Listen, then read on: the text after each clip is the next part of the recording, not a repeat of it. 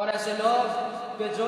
معیشت کے اندر اپنے اموال کو پاک رکھنے کی کوشش نہیں کرتے، ان کی حالت قیامت والے دن پاگلوں والی ہوگی۔ جو لوگ اپنی آمدنی کو پاک اور صاف نہیں کرتے،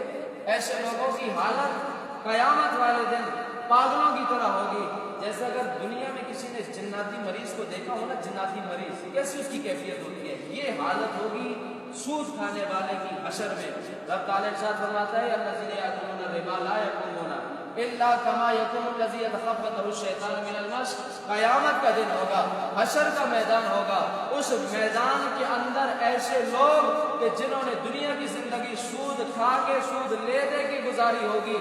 لوگ اپنی استقامت پر نہیں رہیں گے، ان کے حواس جو ہے وہ ختم ہو چکے ہوں گے، وہ حواس باختہ ہوں گے۔ ایسے لوگ جو سود کھانے والے ہیں لا یقومون، وہ کھڑے نہیں ہو سکیں گے، کھڑے نہیں ہو سکیں گے الا کما یقوم الذی یتخبطہ الشیطان، لیکن وہ ایسے کھڑے ہوں گے کہ